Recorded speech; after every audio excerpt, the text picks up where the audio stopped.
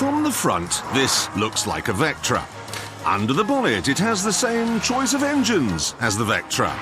And under the body, the chassis is the same as you'll get in next year's Vectra estate. It even feels like a Vectra to drive. Apart from these silly indicators, which seem to have a mind of their own, it's just a collection of elements from the periodic table. This, however, is not a Vectra. With its shapely but large J-Lo rear end, this is the future. This is the new Vauxhall Signum.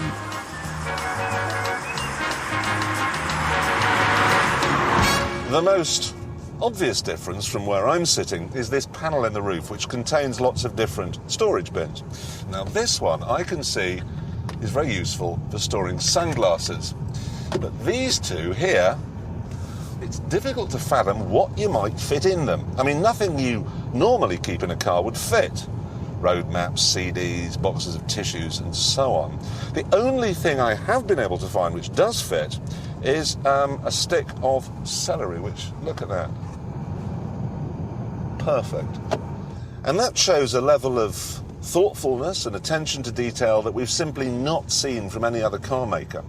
In every other car I've ever driven, the celery just kind of rolls around, getting in the way of the major controls, which is poor and can be dangerous.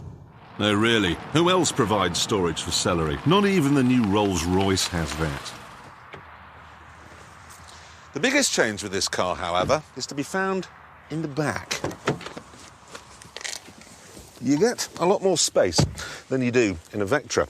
And these seats slide forwards and backwards, and they recline, and they fold flat. The only trouble is there are only two of them. What you get in the middle, in this base model, which costs £18,000, is a sort of drinks tray or an armrest or nothing at all. In the more expensive models, which cost up to £25,000, what you get here is a fridge and a DVD player. So this is a wonderful car for people in the back. And that's great, apart from one small thing. I've come to the M40 on a Tuesday morning at 11:15, and I'm going to give £1 to the Donkey Sanctuary in Devon for every car that drives past here in the next hour that has someone sitting in the back. No. No. No. No. Discovery, 7 seats and 1 person in it. No. No. No. Vectra. Still no. Think of the donkeys! Yes!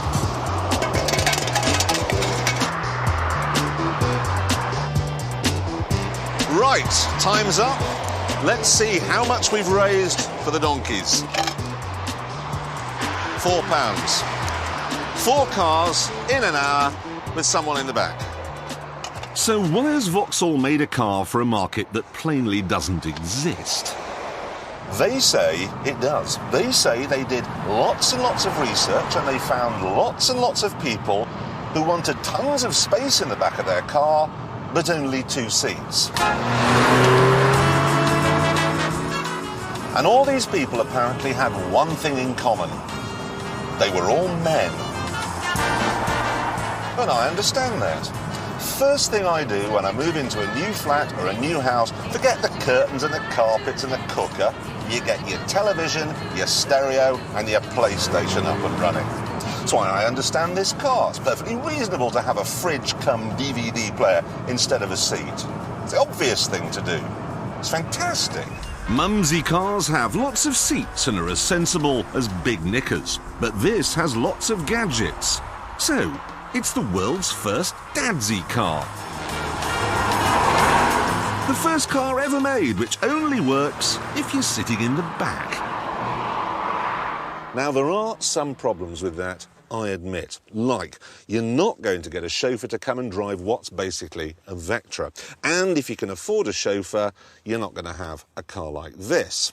However, the great thing about being a man is that I can improvise. So, what I've got here is a hoe and another hoe, and a sort of long extending arm thing, and some string, and some duct tape, and a clamp. And I think this is going to work. Right.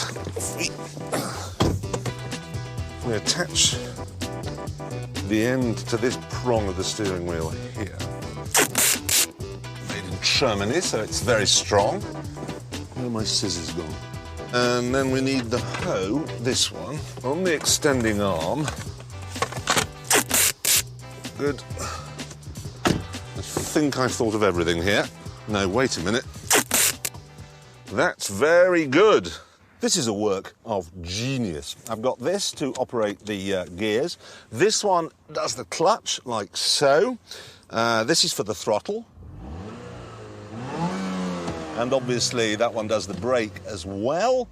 And this is the pièce de résistance, really. This is my steering. Look at that. Look at that! So, all I have to do now is test it, and I shall give £1 to the Donkey Sanctuary for every mile I cover without crashing. Okay, here goes. Handbrake off, and clutch in, into first, and everyone out the way.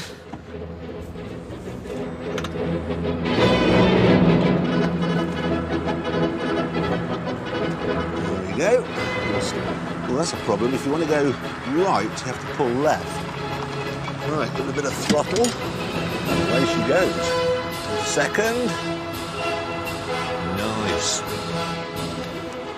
It works! It works!